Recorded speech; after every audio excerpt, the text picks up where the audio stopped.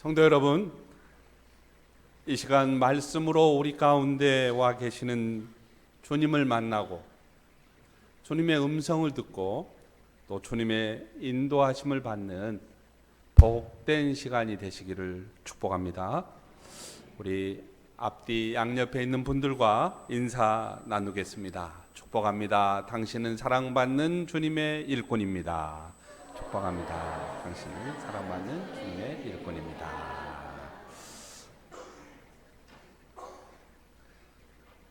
엘버트 허버드가 쓴 가르시아 장군에게 보내는 편지라는 책이 있습니다. 1898년 아메리카 대륙에 진출한 스페인과 미국 사이에 전쟁이 발발하자 미국 대통령 맥켄리가 쿠바 반군의 지도자인 가르시아 장군에게 비밀리에 편지를 보내려고 했습니다. 하지만 가르시아 장군은 울창한 쿠바의 정글 속을 이리저리 다녀야 했기에 그가 어디에 있는지 아무도 몰랐습니다. 그런데 참모들이 40살의 로안 중위가 적임자라고 추천을 했어요. 대통령은 그를 불렀습니다. 그리고 이 편지를 가르시아 장군에게 전해주게 한마디 부탁을 했죠. 로안 중위는 명령을 받자 아무것도 묻지 않는 채 곧바로 정글 속으로 뛰어들었습니다. 그리고 4주 후에 무사히 가르시아 장군을 찾아서 편지를 전달했죠. 그의 여정은 쉽지 않았습니다. 그야말로 생사를 건 사투였습니다. 그러나 로안 중위는 아무 이유를 묻지 않는 채 자신에게 주어진 임무를 묵묵히 수행했습니다. 여러분, 이 책은요 10분이면 다 읽을 수 있습니다. 근데 서점에 가서 읽고 나오면 뒤가 좀 무겁잖아요. 그러니까 좀 사가지고 나오는 거 괜찮을 것 같아요. 읽었어도. 근데 이 책은 출간된 후 지금까지 1억만 부가 팔린 베스트셀러입니다. 이렇게 공전의 베스트셀러가 된 이유가 뭘까? 아마도 로안 중위 같은 인재를 그리워하는 사람들의 마음 때문 아닐까 그렇게 생각이 됩니다. 오늘 우리가 로마서를 읽었는데요. 로마서 16장은 아주 독특한 구조를 가지고 있어요. 사실 자막에서 보일 겁니다마는 로마 교회와 바울은 직접적인 관계가 없습니다. 그러니까 바울이 로마 교회를 설립하지도 않았고요. 또 로마 교회 성도들은 사도 바울을 한 번도 만나지 못했습니다. 그런데 바울에게는 사명이 있었어요. 어떤 사명이냐? 세상 끝까지 그리스도의 복음을 전하는 것입니다. 당시의 세상 끝이 어디인가요? 이베리아 반도이죠. 포르투갈과 스페인. 그래서 서바나라고 불렀습니다. 그런데 그곳에 복음이 전해지기 위해서는 반드시 두 곳을 거쳐야 했어요. 첫째는 그리스 아테네입니다. 그리스 아테네. 그리고 두 번째는 이탈리아, 그때 당시는 아니지만 로마였어요. 로마. 아테네는 문화의 중심지였고 로마는 정치와 행정의 중심지였습니다. 그러니까 바울은 로마 교회가 세계 선교를 위해 함께 일해 주기를 원했던 거죠. 그래서 자신이 한 번도 가보지 않은 이 로마 교회에 대해서 면밀하게 파악하고 속속들이 알고 있었습니다. 어떻게 알았겠습니까? 로마에서 오신 분이 한 사람이라도 있으면 찾아가서 밥 먹고 차 마시고 대화하면서 로마 교회 사정을 물어보지 않았겠어요? 그렇게 해서 로마 교회 속속들이 알게 된 거죠. 그 교회 전도팀은 누구누구 있고, 중보기도팀은 누구누구고, 그 다음에 성가대원은 누구누구고, 그 다음에 아동부 부장은 누구이고, 안수집사회 회장은 누구이며 하는 일들이 무엇인지 속속들이 알고 있었어요. 그래서 이 로마서를 마감하는 16장에서 바울은 로마 교회 성도들에게 개인적인 문안 인사를 하고 있습니다. 바울과 함께 동고동락했던 또 사역자들을 소개하고, 그리고 바울을 위해서 음으로 양으로 지대한 역할을 감당했던 사람들을 추천하고, 그렇게 해서 무려 26명이나 되는 사람들을 소개하고 있어요. 로마서 16장 1절 2절은 누구를 소개하고 있느냐? 갱그리아 교회의 베베를 소개하면서 갱그리아 교회와 로마 교회가 서로 공교회로서 하나로 연결되어 있다고 하는 사실도 지금 바울은 지적을 하고 있는 것이죠. 바울이 로마 교회의 성도들에게 문안 인사를 하기에 앞서서 15장에 보면 이런 내용이 나옵니다. 자신이 로마에 가고자 하는 갈급한 마음이 있어요. 갈급한 마음이 있는데 자기는 지금 시급하게 예루살렘 교회를 향하여 올라가야 했기에 자신이 갈 수 없다고 얘기를 하면서 대신 자기가 쓴 이 로마서 편지를 갱그리아 교회의 베베 집사를 통해서 보낸다. 베베 집사가 도착하면 그를 환영하고 도와주라고 하는 메시지를 보낸 거죠. 여러분, 지금 자막이 나와 있습니다. 한번 자막을 다 같이 보면서 읽어볼까요? 나 바울은 갱그레아 교회의 일꾼이요 우리의 자매인 베베를 여러분에게 추천합니다.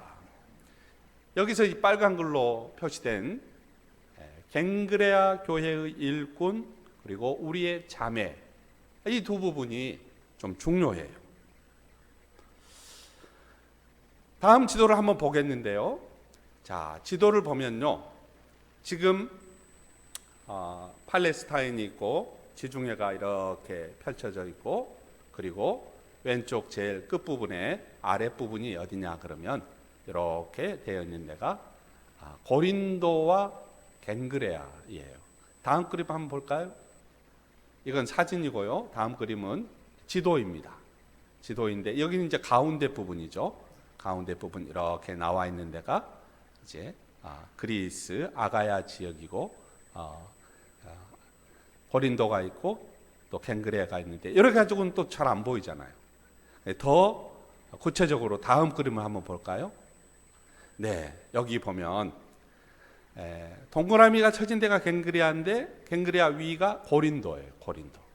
이 고린도에서 갱그레아는 동남쪽으로 약 11.2km 떨어진 곳이고, 그래서 갱그레아는 고린도라고 하는 도시의 외항이에요. 외항.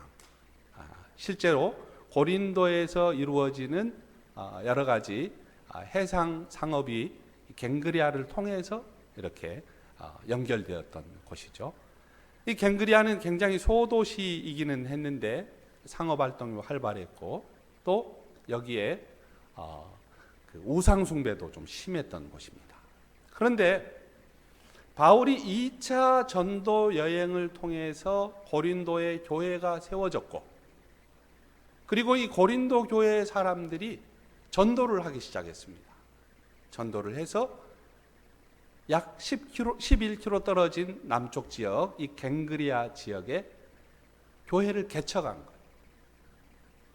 이 개척교회의 일꾼이 누구였냐? 개척교회를 섬기는 일꾼이 베베라는 사람이었습니다. 근데 여러분, 이 베베가 일꾼 그랬을 때는 일꾼은 집사를 의미하거든요. 집사가 굉장히 중요한 직분이었습니다. 집사가.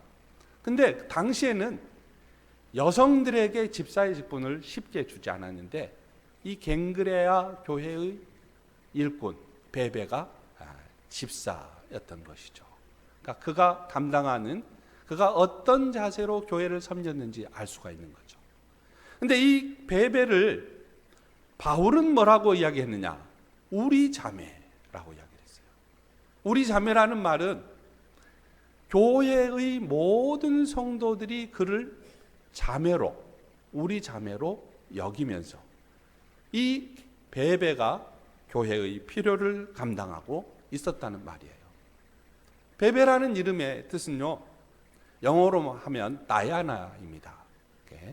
달의 여신이라는 말인데, 이 비추다, 밝게 하다, 그런 뜻의 이름이에요. 그러니까 이 베베가 자기의 이름자를 그대로 아름다운 삶을 통해서 그대로 실현했던 여성이라고 볼 수가 있는 것이죠. 근데 이 베베를 바울은 이렇게 이야기합니다. 그는 많은 사람을 도와주었고 나도 그에게 신세를 많이 졌습니다. 다른 성경이에요. 그는 많은 사람을 도와주었고 나도 그에게 신세를 많이 졌습니다. 우리가 자막에 나오는 16장 2절을 한번 같이 읽어보겠습니다. 자막에 나오는 16장 2절입니다. 자, 한번 읽어보시죠. 시작. 이는 그가 여러 사람과 나의 보호자가 되었습니다. 오늘 성경은 이 베베를 뭐라고 이야기하느냐? 보호자라고 이야기해요.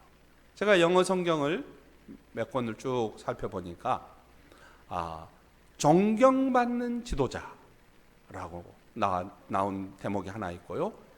큰 도움 그 자체였다라는 대목이 나와요. 그러니까 그는 많은 사람들을 도와주는 도움 그 자체였고 존경을 받는 사람이었고 또 보호자였다고 하는 이미지가 이 베베에게 있었다는 것이죠.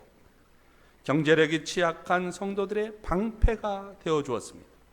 물질적인 후원자가 되어주었습니다. 그리고 전도를 위한 경제적 후원을 아끼지 않았다는 거예요. 베베는 이런 일들을 기쁨으로 감당했다는 것이죠. 달고 단 마음으로 감당을 했어요.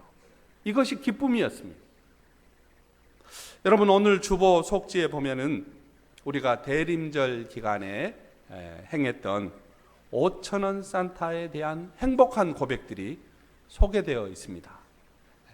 이제 1이라고 적어졌는데요. 다음 주에는 2 해서 오늘 싣지 못한 사연들이 다음 주 주보에 이렇게 나갈 거예요. 근데 한결같이 고백하는 말들이 있었습니다. 이제 집에서 읽으시기 바랍니다. 설교 때는 이렇게 이쪽을 좀 집중하시고, 제가 가슴이 좀 뭉클했는데 어떤 내용이냐면, 주님의 사랑을 전하였더니 뿌듯하고 행복했습니다. 작은 정성과 관심에 받는 사람이 기뻐했습니다. 5,000원 산타에 참여하길 참 잘했습니다. 제 호주머니에 있는 물질을 조금 보탰습니다. 너무나 아름다운 크리스마스 선물이었습니다. 예수님 탄생의 복음이 온 누리에 가득하길 기원합니다. 이런 내용이었어요. 여러분, 우리가 지난해 대림절을 이렇게 고백하면서 지나왔다는 거예요. 얼마나 기쁘게 지나왔습니까? 얼마나 행복했습니까? 주면서도 행복하고. 그런데 갱그레아 교회의 베베가 바로 그런 사람이었던 것이죠. 시간을 내고 호주머니를 열고 정성을 모아서 묻 성도의 보호막이 되었던 것입니다. 주님의 사업을 위해 밑거름이 되어 주었습니다. 여러분, 오늘의 교회에도 베베와 같은 분들이 정말 많아요. 다음 세대를 위해서 교육 환경도 조성합니다. 그리고 교회가 무슨 일을 하려고 하는데 정말 꽉 막힌 상황을 기도로 타개하면서 물질의 큰 역할을 감당하는 사람들이 있어요. 눈물을 흘리는 성도들을 위로하는 사람들이 있다는 말이죠. 특히 이 베베는 시민권이 없어 경제력이 취약한 이방인을 보호하기도 했습니다. 성도 여러분, 이것은 말이죠, 돈이 있다고 되는 일이 아니에요. 믿음이 있어야 합니다. 마음이 있어야 하는 것이죠. 우리가 고요히 묵상해 보면 우리는 주님께 돈이 없어서 드리지 못하는 것이 아니에요. 참으로 주님을 향하는 마음이 없는 것이죠. 돈도 없는데 얼마나 드려야 하나 고민할 것이 아닙니다. 내 마음을 어떻게 드릴 수 있는가? 내 마음을 얼마나 드려야 하는가? 자신을 돌아보아야 하지 않겠습니까? 바울은 이런 갱그리아 교회의 일꾼 베베 집사를 로마 교회의 일꾼으로 청거하고 있는 거예요. 우리식으로 지금 표현해 볼까요? 작은 시골 교회 일꾼을 세계 선교 센터인 로마 교회의 사역자로 추천하고 있는 것입니다. 바울은 확신이 있었어요. 조금도 부족하지 않는 것이다. 로마 교회에 가도 갱그리아 교회에서만큼 그런 훌륭한 일을 감당할 것이다. 그를 청거했어요. 근데 지금까지 우리가 이제 베베에 대해서 그가 우리 자매라고 불리우고 일꾼으로 불리우고 성도들의 보호막이 되어주고 존경받는 사람이었다고 하는 이런 내용 못지않게 바울이 정말로 베베를 로마 교회에 청거했던 이유가 있습니다. 그것은요, 베베 집사는 말씀의 참된 전달자였어요. 우리 교회의 올해 표가 말씀으로 새로워지는 교회 아닙니까? 이것은 우리가 말씀으로 새로워지면 우리가 깨끗한 그릇이 되어서 쓰임받는 그릇도 되고, 그리고 정말로 사람을 주님께로 인도하고 싶은 마음이 용수 숨친다는 뜻 아니겠어요? 근데 이 베베 집사는 하나님의 말씀을 사모하고 하나님의 말씀을 소중히 여기는 그런 일꾼이었어요. 로마서는 우리가 서두에서 이야기했습니다마는 바울이 한 번도 가보지 않았던 로마의 성도들에게 쓴 서신서 아닙니까? 그러니까 로마서 안에는 기독교의 진리가 주옥처럼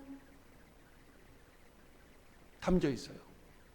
여러분, 2000년 교회의 역사에서 무릇 기독교의 진리에 대해서 정리가 필요한 사람들, 그 생명의 말씀이 필요한 사람들, 그 믿음의 정의가 필요한 사람들은 로마서를 읽어야 했습니다.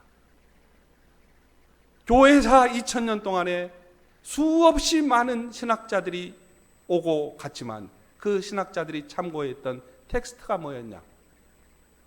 로마서였어요. 그래서 우리도 이제 조만간 시간이 되면 로마서를 공부할 거예요. 근데 여러분, 사람들이 이 로마서를 그래서 뭐라고 부르냐면요, 성경의 다이아몬드다, 성경의 진주라고 이야기합니다. 그 로마서예요. 근데 이 로마서를, 이 귀중한 문서를 바울이 지금 자신이 전달할 수가 없어서 마땅한 사람을 찾고 있는데 바로 갱그레아 교회의 일꾼 베베 자매를 만난 것입니다. 지금은 택배가 있고 또 빠른 우편 제도가 있지 않습니까? 제가 일부 때도 잠깐 이야기했습니다마는 정확히 40년 전에 저는 이런 경험을 가지고 있습니다. 네, 라디오, 트랜지스터 라디오를 듣고 싶은데 전파가 안 잡히니까 빨래줄에 이렇게 걸어가지고, 그것도 막 지지지지 거리잖아요. 그러니까 너 왜 그래 이 자식아 그러면서 탁탁 때리면 소리가 좀 더 들리고 뭐 그럴 때가 있었단 말이죠.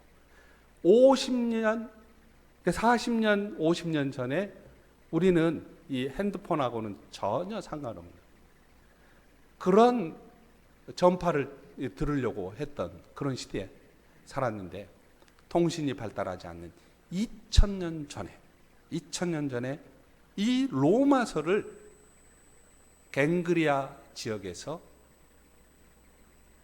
로마 교회로 전달한다고 하는 건 정말 놀라운 일이 아닐 수가 없습니다.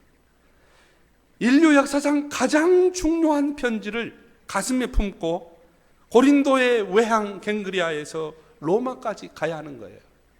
여러분, 지금 그림 하나를 보겠습니다. 자, 그림을 한번 보면요, 지금 고린도라고 쓰여진 부분이 그 바로 밑에가 갱그리아지 않습니까? 고린도에서 로마까지 지금 그려놨어요. 제가 그린 겁니다. 이것은 왜 그려놨느냐, 이렇게 갈 수 없다고 하는 사실을 알려주려고 그려놓은 거예요. 그러니까요, 지금 현재 이 고린도 갱그리아에서 로마에 가려면 육로로 가거나 해로로 가거나 두 가지 방법 중에 하나예요. 육로로 어떻게 갑니까? 그리스 반도를 쭉 따라 올라가야 돼요. 그리고 유고슬라비아를 북서쪽으로 타고 올라가서 오스트리아를 거쳐서 알프스 산맥을 넘어야 됩니다. 그리고 로마로 들어가야 돼요. 얼마나 어려운지 모릅니다. 여러분, 해로로는 어떻게 가야 됩니까? 해로로는 지중해를 항해한다고 하는 건 만만치가 않습니다. 이거 보세요. 고린도 지역에 막 울퉁불퉁하고, 이게 지도니까 그렇지 실제는 어떻겠습니까? 그것들을 항해하고 그렇게 나가서 뺑 돌아서 가야 되는 거예요. 어렵죠. 더구나 교통편이 이런 것만이 아니고 당시에 성경이 어떻게 기록된 줄 아세요? 지금처럼 종이에 인쇄된 책으로 기록된 게 아닙니다. 짐승의 가죽을 얇게 펼쳐요. 우리가 그 다듬이 있잖아요. 그러면서 막 가죽을 때려서 이렇게 펼쳐서 그 위에다가 쓰는 거예요. 그리고 파피루스라는 게 있습니다. 강가에서 자라는 풀인데요, 그 파피루스 줄기를, 여기 나오네요. 줄기를 이렇게 얇게 잘라서 그것을 이어가지고 붙여서 종이로 만드는 거예요. 다시 앞으로 한번 넘어가 볼래요? 예, 앞으로 넘어가면 그래서 지금 이게 상당히 오래된 사본들인데요, 이것이 책 한 권이 아니에요. 수십 권입니다. 수십 권. 이 수십 권의 로마서를 갱그리아에서 로마까지 이동한다고 하는 것은 거의 불가능합니다. 그리고 여러분, 그때 당시는 믿는 사람들이 핍박 가운데 있었어요. 적지로 뛰어든 것 아니겠습니까? 발각되는 날에는 목숨이 보장되지 않습니다. 여러분, 갱그레아 교회 일꾼 베베가 달리 보이지 않습니까? 그녀에게는 우리 자매라고 하는 호칭, 갱그리아 교회의 일꾼이라고 하는 그런 호칭, 보호자라고 하는 말, 존경받는 지도자라고 하는 말, 이것도 귀하고 저것도 귀하지만 베베에게 가장 귀한 것은 뭐냐? 말씀을 전달하려고 하는 사명이 있었다는 사실이에요. 여러분, 우리의 상황은 어떠합니까? 정말 예배 한번 드리고 차 뒤에 한 번도 펴보지 않아서 성경책이 누렇게 된 그런 분들은 없는지 모르겠습니다. 이 성경이 이런 헌신을 통해서 오늘 우리에게 전해졌어요. 마틴 루터의 종교개혁이 있기 100년 전 일입니다. 그때 성경이 뭘로 쓰여져 있었냐? 라틴어로 기록되어 있었어요. 그래서 성경을 자국어로 번역을 한다거나 성경을 필사해서 읽는 사람은 죽음을 당했습니다. 그래서 옥스퍼드 대학의 존 위클리프 교수가 있었는데요. 이 사람은 성경이 사람의 생명을 살리고 하나님 나라를 말해주고 그리고 구원을 보장해주는 책이라고 하는 것을 확신이 되었기 때문에 영어로 번역을 했어요. 여러분, 존 위클리프 후에 많은 사람들이 위클리프를 따라갔습니다. 그리고 성경을 번역하고 필사하고 그랬어요. 많은 사람들이 위클리프를 존경하고 따라가다 보니까 교황청이 가만히 놔두면 안 되잖아요. 그래서 이미 저 세상 사람이 된 위클리프의 무덤을 파헤치고 그 뼈를 수거해서 불살라서 강물에 뿌려버렸습니다. 경고한 거죠. 그런데요, 여기저기서 막 중얼중얼 거리는 사람들이 생겨난 거예요. 누구냐? 롤라드라고 하는 사람들인데요. 이 사람들이 성경을 집에서 필사하고 그것을 곳곳마다 가서 전하고 그리고 읽어주고 그런 일을 한 거예요. 이러다 보니까 이 사람들도 붙잡혀서 죽잖아요. 그래서 너무 많은 사람들이 희생이 되니까 이 사람들이 이렇게 결정을 한 거예요. 우리가 도저히 이 필사본을 가지고 전하기에는 너무 어려우니까 그러면 우리 이렇게 합시다. 나는 요한복음을 암송해 버리겠습니다. 당신은 창세기를 암송하십시오. 그대는 서신서를 암송하십시오. 그대는 예언서를 암송하십시오. 그래서 모든 성경을 암송했습니다. 그리고 그들은 사람들이 모이는 곳에 가서 성경 말씀을 전했어요. 그리고 파수하는 사람이 감시자들이 온다 그러면 팍 도망쳤습니다. 그런 와중에서도 붙잡혀서 화형당하고 죽었잖아요. 그런데 이 사람들이 죽고 난 이후에 가족들이 이 사람들의 유품을 정리하다가 감동이 되어서 하나님께 돌아오고 그리고 그들도 뭐가 됐냐? 롤라드가 된 거예요. 그들도 이 말씀을 이렇게 전하는 사람으로 자기 자리를 매김을 하게 된 거죠. 그래서 수많은 롤라드들이 죽이면 더 많이 생기고 그러면서 하나님의 말씀을 전했습니다. 여러분, 오늘 우리가 하나님의 말씀을 이 앞에 대고 있는 것은 그냥 전해진 게 아니에요. 수도 헤아릴 수 없이 많은 사람들의 생명의 값으로 우리가 이렇게 성경을 대하고 있는 것입니다. 혹시 서울에 가시는 분이 있다면 공간 아트홀이라고 하는 곳에서 더 북 성경이 된 사람들이라는 연극이 상영이 됩니다. 한 2시간짜리 연극인데요. 그것이 바로 이 롤라드 이 성경을 암송하고 그리고 헌신했던 사람들의 이야기를 기록하고 있는 연극인데요. 2시간 내내 감동해서 사람들이 눈물을 흘리면서 보는 그런 연극이라고 해요.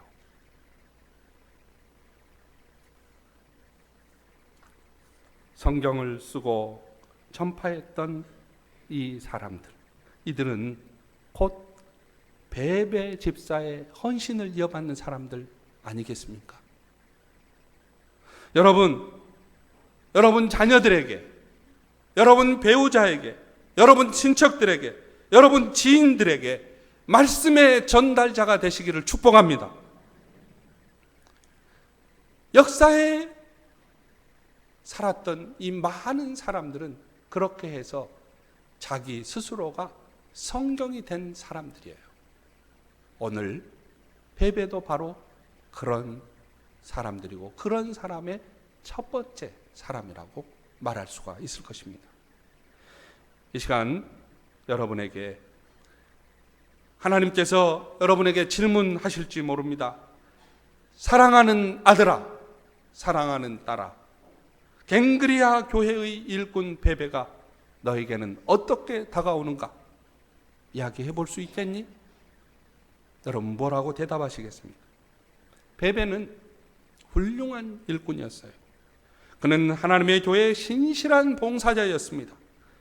그의 헌신에는 뜨거움이 흐르고 있었습니다. 그는 갱그리아 교회에서는 하나님 백성의 보호자였고, 바울에게는 복음 사역의 협조자였고, 아마도 로마 교회에서는 세계 선교를 위한 천병이 되었을 것입니다. 오늘날 사람들은 봉사하는 일에 뒷걸음질하면서도 인정을 받으려고 하지 않습니까? 윗사람에게 눈가림하고 사람만 기쁘게 하려고 하는 이 세대 속에서 우리는 두려운 마음으로 하나님 앞에서 섬기는 참된 일꾼, 그리고 달고 단 마음으로 주님을 위하여 일하되 특별히 말씀의 전달자 되기를 위해 최선을 다해야 하겠습니다. 이런 사람들이 될 수 있기를 주님의 이름으로 축복합니다.